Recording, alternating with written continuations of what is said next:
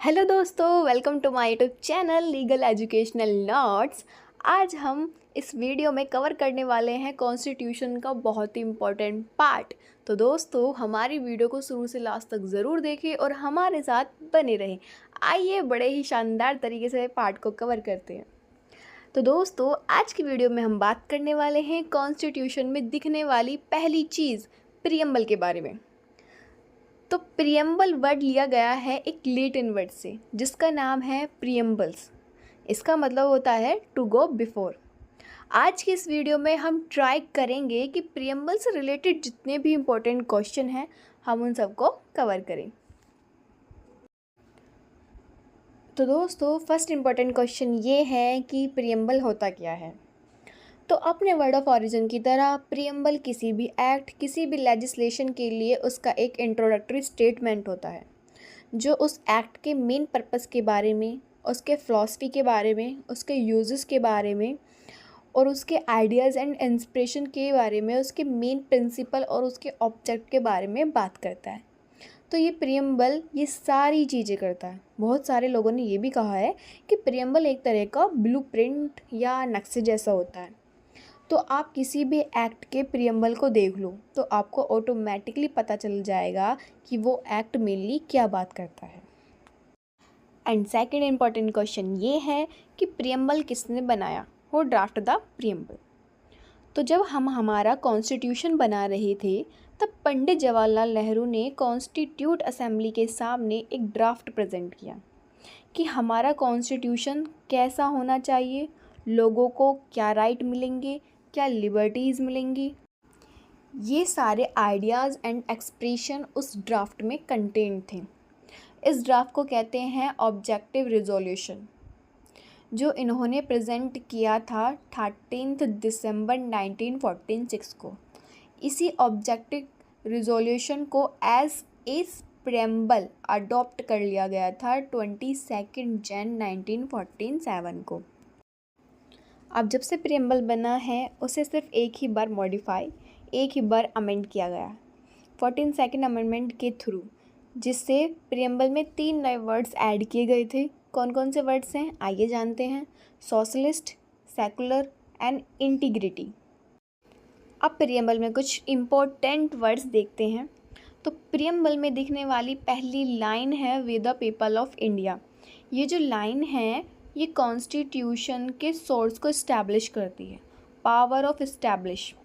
तो इस लाइन का मतलब ये हुआ इंडिया का जो कॉन्स्टिट्यूशन है ये किसी एक्सटर्नल फोर्स में, कोई आउटसाइड पावर में आकर नहीं बनाया गया है। इंडियन कॉन्स्टिट्यूशन को इंडिया के लोगों ने ही बनाया है। कैसे? लोगों के बिहाफ में कॉन्स्टिट्यूट असेंबली ने कॉन्स्टिट्यूशन बनाकर हमें दिया है। तो इंडियन कॉन्स्टिट्यूशन का सोर्स क्या हुआ? With the people of India. तो इसके बाद कुछ प्रियम्बल में दिखने वाले 5 इंपॉर्टेंट वर्ड्स के बारे में बात करते हैं। Number 1 sovereign, socialist, secular, Republic and democratic. तो दोस्तों, ये जो वर्ड्स हैं ये इंडियन कॉन्स्टिट्यूशन के नेचर को डिफाइन करते हैं। वहीं इसके बाद दिखने वाले 4 इंपॉर्टेंट वर्ड्स हैं justice, equality, liberty and fraternity.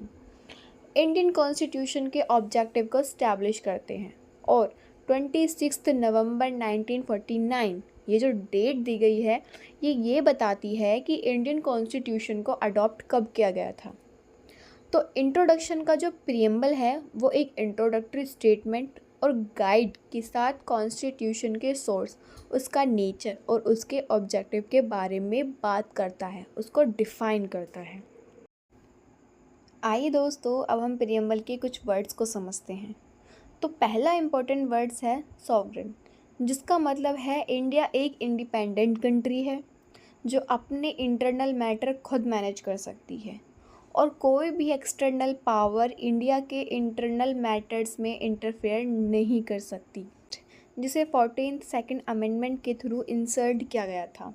अब जनरली सोशलिस्ट वर्ड को कम्युनिस्ट थ्योरी से रिलेट करते हैं, जिसका मतलब होता है कि मीन्स ऑफ प्रोडक्शन पर गवर्नमेंट का या तो होलली या पार्सली कंट्रोल होता है, जिसका ऑब्जेक्टिव है एक वेलफेयर स्टेट इस्टेब्लिश करना, एक वेलफेयर स्टेट को क्या करना, इस्टेब्लिश करना। हमारा नेक्स्ट वर्ड है सेकुलर। इसे भी इंसर्ट किया गया था 14th सेकंड अमेंडमेंट के थ्रू। सेकुलर का मतलब ये हुआ कि स्टेट का खुद का कोई रिलीजन नहीं होगा, बट बहुत से देशों में सेकुलर वर्ड को एंटी रिलीजन या अपोज टू रिलीजन भी डिफाइन किया गया है। जैसे फ्रांस में जहां आप पब्लिकली रिलीजन प्रैक्टिस नहीं कर सकते, इंडिया में सेकुलर वर्ड को पॉजिटिव यूज़ किया गया है।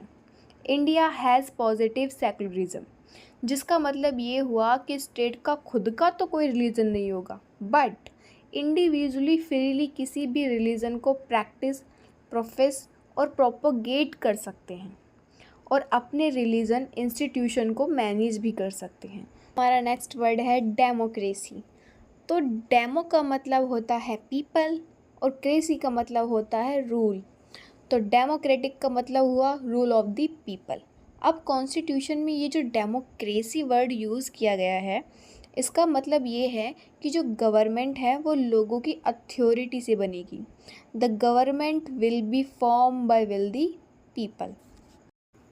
अब दोस्तों डेमोक्रेसी दो तरह की होती है, डायरेक्ट और इनडायरेक्ट। इंडिया में भी हैव डायरेक्ट, जिसे रिप्रेजेंटेड फॉर्म ऑफ डेमोक्रेसी भी कहते हैं। और 18 ईयर ऑफ एज के बाद एवरेज सिटीज़न के पास एक राइट आ जाता है, जो है ए राइट टू वोट। एंड दोस्तों नेक्स्ट पॉइंट है हमारा रिपब्लिक। अब इंडिया के रियल हेड कौन है? पीएम यानी प्राइम मिनिस्टर। और नॉमिनल हेड कौन है? प्रेसिडेंट। ये दोनों ही कंट्री के इलेक्टेड हेड हैं। तो ये जो वर्ड है रिपब्लिक, ये मोनार्की का अपोजिट हुआ। मतलब जो हेड ऑफ द स्टेट हैं वो इलेक्टेड हैं, ना कि नॉमिनेटेड बाय हायरार्की, द्वारा सिलेक्टेड नहीं। तो आपने ये डायलॉग तो सुना ही होगा कि राजा का बेटा राजा बनेगा। तो यही स्टेटमेंट है, इसका जस्ट अपोजिट हुआ रिपब्लिक। तो दोस्तों अब प्रीएम्बल से रिलेटेड और एग्ज़ाम के पॉइंट ऑफ व्यू से दो बहुत ही इम्पोर्टेंट क्वेश्चन ये हैं कि क्या प्रीएम्बल कॉन्स्टिट्यूशंस का पार्ट है? क्या प्रीएम्बल को अमेंड किया जा सकता है? इन दोनों ही क्वेश्चन को बड़े ही शानदार तरीके से समझेंगे, बट इससे पहले आपको एक प्रोविज़न का जानना बहुत ज़रूरी है।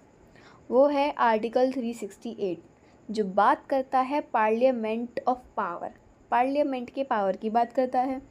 तो आर्टिकल 368 के थ्रू पार्लियामेंट कॉन्स्टिट्यूशन में अमेंडमेंट कर सकती है। आइए इसी को किसी केस के द्वारा जानते हैं। इसका नाम है रिबेरुबरी union and exchange of enclaves. इस केस में सुप्रीम कोर्ट ने क्या कहा कि आर्टिकल 368 के थ्रू पार्लियामेंट कॉन्स्टिट्यूशन की किसी भी पार्ट को अमेंड कर सकती है, बट प्रीएम्बल जो है वह कॉन्स्टिट्यूशन का पार्ट है ही नहीं, इसलिए आर्टिकल 368 के थ्रू प्रीएम्बल को अमेंड नहीं किया जा सकता। ये कहा गया था इस केस में।